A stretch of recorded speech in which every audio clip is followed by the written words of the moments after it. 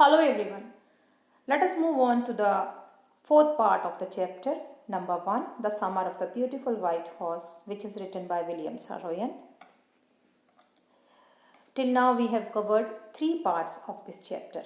और अब तक हमने ये स्टडी किया था कि आरम और मुराद जो हैं वो घोड़ा लेकर राइडिंग करते हैं और घोड़ा जो है वो कंट्रोल खो बैठता है, उसका वो आउट ऑफ कंट्रोल हो जाता है और वो आरम को घोड़े से नीचे गिरा देता है और भाग जाता है वहाँ से। तो मुराद और आरम दोनों उसको काफ़ी देर तक ढूंढने के बाद वापस ले आते हैं। क्योंकि सुबह हो चली है, अब रोशनी हो गई थी, सनराइज़ हो रहा था, तो लोगों को भी पता चल सकता था कि मुराद ये घोड़ा कहाँ से लेकर आया है, ये घुड़सवारी कहाँ से और किस किस घोड़े की है ये घुड़सवारी, किसका घोड़ा लेकर आए हैं ये। आरम जो है वो उससे बोलता है कि अब हम क्या करेंगे। तो मुराद कहता है या हम इसको सुबह हो जल्दी से हम इसको या तो छुपा देते हैं इससे पहले कि कोई हमको देख ले। आरम को एक आइडिया आता है, उसके अंदर एक दिमाग में ये अचानक आइडिया आता है कि ऐसा लगता है कि ये जो मुराद है वो अर्ली मॉर्निंग राइड्स काफ़ी समय से कर रहा है और ये आज ही मेरे पास आया है इस घोड़े को लेकर इस मॉर्निंग में, क्योंकि मुझे भी घोड़े चलाने का बहुत शौक़ था, मुझे भी घोड़ा राइड करना था, इसलिए ये आज मेरे पास घोड़ा लेकर आया है। मतलब मुराद जो है वो काफ़ी टाइम से घोड़ा चला रहा है। आरम ये भी पूछता है, अच्छा तो तुम ये बताओ ये घोड़ा तुमने चुराया कहाँ से था, ये तो बता दो। लेकिन अभी भी उसने उसको ये बात नहीं बताई है कि घोड़ा उसने कहाँ से चुराया है। So let us move on to the next part of the chapter. जब उसने पूछा कि घोड़ा तुमने कहाँ से चुराया था, तो जिस पर मुराद जो है उसका रिप्लाई था, who said anything about stealing a horse. तो मुराद कहता है तुम्हें किसने कहा कि मैंने ये घोड़ा चुराया है, ये घोड़े के बारे में तुम्हें किसने बताया। Any how I said how long ago did you begin riding every morning. अब आरम जो है जो राइटर है उन्होंने एकदम से अपना सवाल जो था वो बदल दिया और क्या कहा, उसने सवाल जो था वो चेंज करके बोला, अच्छा ठीक है कोई बात नहीं, चलो ये बताओ कि तुम कब से ये राइडिंग कर रहे हो, ये एवरी मॉर्निंग जो राइडिंग चल रही है तुम्हारी वो कब से चल रही है। Not until this morning he said are you telling the truth I said. तो मुराद जो है वो कहता है कि बस ये समझ लो कि मैं आज सुबह से ही इस मॉर्निंग से ही मैंने शुरू की है, इससे पहले मैंने घुड़सवारी करी ही नहीं है, आज सुबह से ही शुरू करी है। आरम कहता है are you telling the truth, क्या तुम सच कह रहे हो, क्या तुमने ये पहली बार राइडिंग की है, इससे पहले तुमने कभी नहीं करी है राइडिंग इस घोड़े की। ऑफ कोर्स नॉट, उसने कहा हाँ बिल्कुल नहीं। He said but if we are found out, लेकिन अगर किसी को पता चल गया, that's what you are to say. तो अगर किसी को पता चल गया, मैं तुम्हें ये बात इसलिए कह रहा हूँ कि अगर किसी को पता चल गया, I don't want both of us to be liars, तो मैं ये नहीं चाहता कि हम दोनों को फिर झूठा साबित किया जाए, क्योंकि मैं नहीं चाहता कि मैं झूठ बोलूँ, क्योंकि इनकी जो पहचान थी वो किससे थी, वो ऑनेस्टी से थी और ट्रुथनेस से थी। इसलिए वो कहता है कि किसी को पता नहीं चलना चाहिए कि हम झूठ बोल रहे हैं। मतलब कोई भी अगर तुमसे पूछे तो तुम यही कहोगे कि हम लोगों ने आज ही ये घुड़सवारी की है। All you know is that we started riding this morning, इसी मॉर्निंग से हमने शुरू किया है। All right I said. तो आरम जो है जो नरेटर है वो कहता है ठीक है मैं ऐसा ही कहूँगा अगर कोई पूछेगा तो। He walked the house quietly to the barn of a deserted vineyard which at one time had been the pride of a farmer named Fetwachian। आरम जो है वो कहता है ठीक है मैं ऐसा ही कहूँगा। अब वो लोग कहाँ चले गए हैं, वो एकदम से चुपचाप से एक बान में जाते हैं जो कि डेजर्टेड वाइन है। डेजर्टेड मीन्स एम्प्टी है, वो खाली है। और बान का मतलब होता है कि जहाँ पर हम जो फार्मर्स हैं वो एनिमल्स को रखते हैं, उनके फार्म पर एनिमल्स को रखा जाता है, उसको बान कहा जाता है। तो एम्प्टी वाइन यार्ड था which at one time had been the pride of a farmer named Fetvajian. ये जो बान था वो फार्मर का था जिनका नाम था फेतवाचियन। एक समय में ये उनका प्राइड हुआ करता था, फेतवाचियन फार्मर का। तो वो खाली पड़ा था। There were some oats and dry अल्फा अल्फा इन द बान। उस बान में वो यानी ये जो फार्म था जिसमें एनिमल्स को रखा जाता था उसमें कुछ ओट्स भी रखे हुए थे और कुछ ड्राई अल्फा अल्फा। इनको हम कहते हैं cereals. These are the cereals, ये जो सूखा सीरियल जो होता है जो जानवर खाते हैं। तो इस बान में कुछ सीरियल्स भी रखे हुए थे ओट्स एंड ड्राई अल्फाल्फा इन द बार्न, ताकि वो घोड़ा उसको खा सके।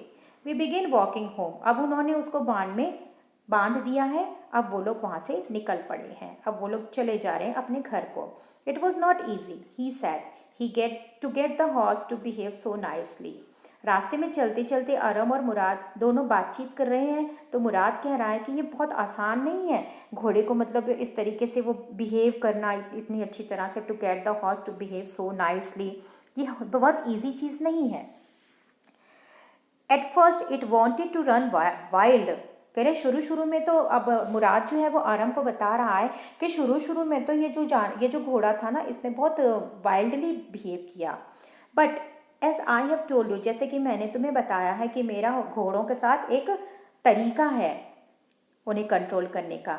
आई can get it to want to do anything, मैं वो सब कर सकता हूँ जो मैं चाहता हूँ, मतलब घोड़ों के साथ मैं वो सब कुछ कर सकता हूँ जो मैं चाहता हूँ। I want to it to do. Horses understand me, horses मुझको अच्छी तरह से अब समझने लगे हैं। How do you do it, I said, तो अरम जो था वो कहता है तुम ये सब कैसे कर लेते हो मुराद। अब मुराद उस पर रिप्लाई देता है, I have an understanding with the horse, कि मेरी हॉर्स के साथ एक बहुत अच्छी अंडरस्टैंडिंग बन गई है अब तक। Yes but what sort of an understanding, अब वो फिर सवाल करता है आरम कि किस तरीके की अंडरस्टैंडिंग तुम्हारी उनसे बन गई है। तब उस पर उसका जवाब होता है, a simple and honest one, he said, Mourad उस पर जवाब देता है, एक बहुत ही सिंपल और ऑनेस्ट वन, यानी ऑनेस्टी, बहुत मैं ईमानदारी से उससे बात करता हूँ और सिंपल वे में मैं उससे बातचीत करता हूँ, तो वो अब मेरे को समझने लग गया है अच्छी तरह से। Well, I said, I wish I knew how to reach an understanding like that with a horse. आरम कहता है कि काश मैं भी ऐसा कर पाता, मैं भी इतनी अच्छी अंडरस्टैंडिंग जैसे तुम कर लेते हो घोड़ों के साथ, वैसे मेरी भी अच्छी सी अंडरस्टैंडिंग बन जाती। You are still a boy, वो कह रहा है कि तुम अभी अब छोटे हो। When you get to be 13, जब तुम 13 साल के हो जाओगे तुम्हें सब कुछ पता चलने लगेगा, तुम्हें भी पता चल जाएगा कि कैसी अंडरस्टैंडिंग घोड़ों के साथ रखनी चाहिए। I went home and at a hearty breakfast, writer बता रहे हैं कि मैं अब घर चला गया, मैंने नाश्ता किया क्योंकि सुबह हो गई थी तो नाश्ते का टाइम था। That afternoon my uncle Khosrove came to our house for coffee and cigarettes, उस दोपहर को इनके घर पर अंकल खुसरो आ गए।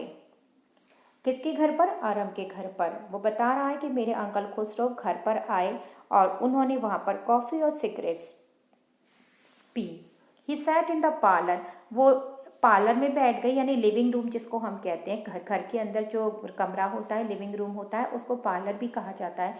वो पार्लर में बैठे वहाँ पे सिपिंग करी, स्मोकिंग करी और अपनी पुरानी यादों को, अपने पुराने गांव की यादों को याद करने लग गए। देन अनदर विजिटर अराइव्ड, और इतने में क्या हुआ, एक दूसरा विजिटर भी उनके घर पर आ गया।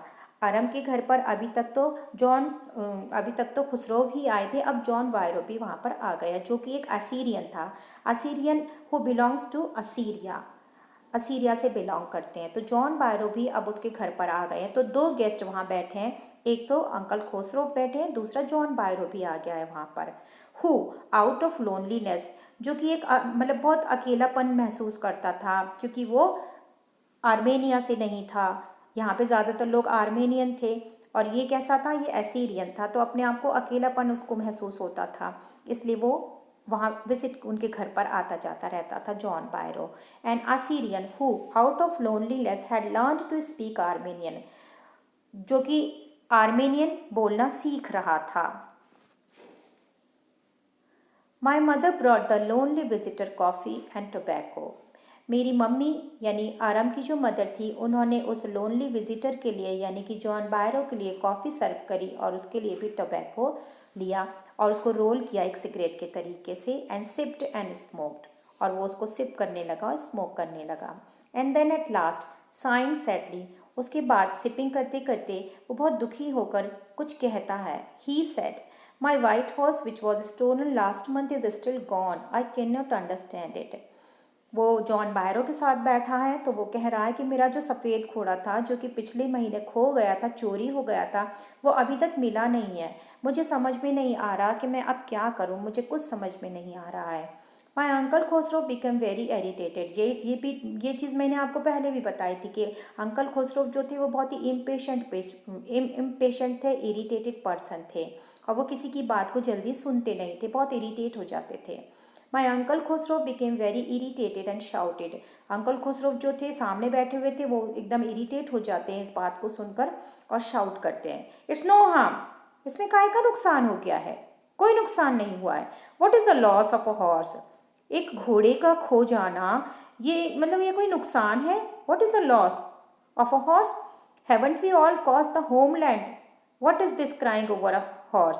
अंकल खुसरो कहते हैं, क्या हमने अपना होमलैंड नहीं खोया है, हमने भी तो अपना होमलैंड खोया है, ये तुम क्या घोड़े के लिए हमेशा रोते रहते हो कि मेरा घोड़ा खो गया, मेरा घोड़ा खोया। It's no harm, that may be all right for you a city dweller to say, John Byro said, but what of my sorrow, what good is a surrey without a horse? What is surrey?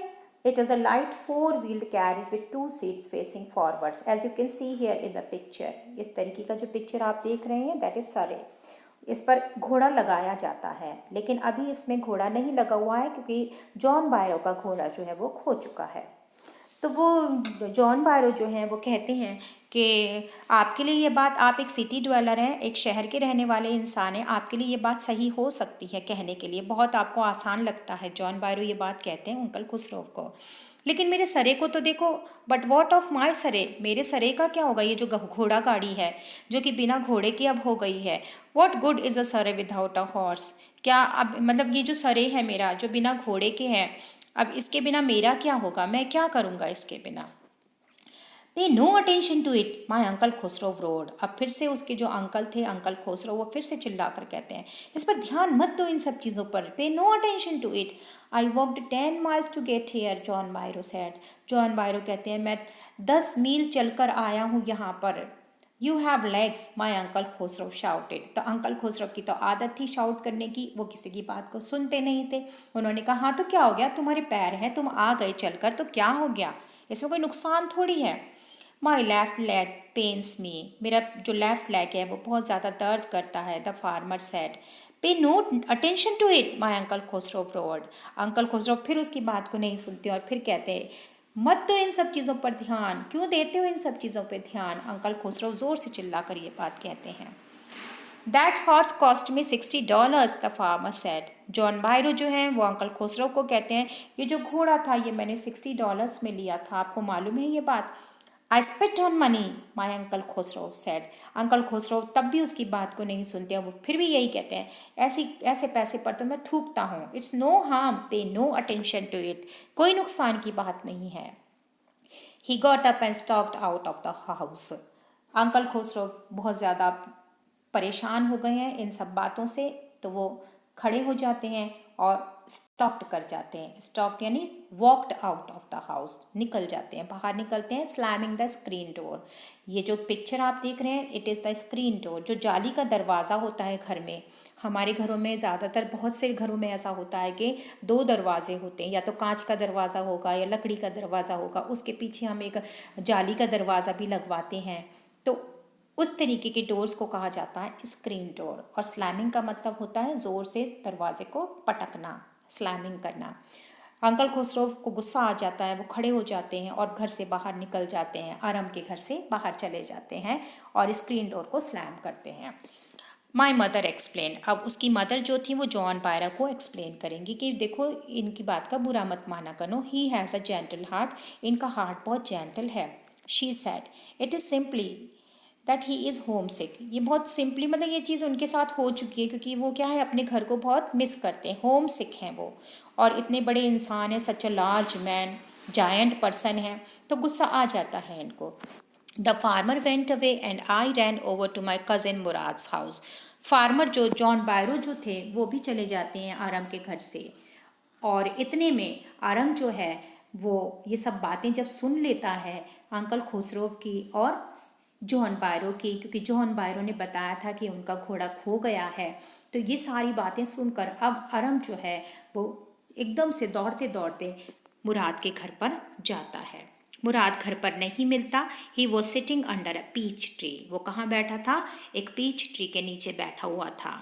इस तरीके से peach tree के नीचे बैठा है and trying to repair the hurt wing of a young robin. इस robin, इस चिड़िया की हर्ट विंग को क्या कर रहा था?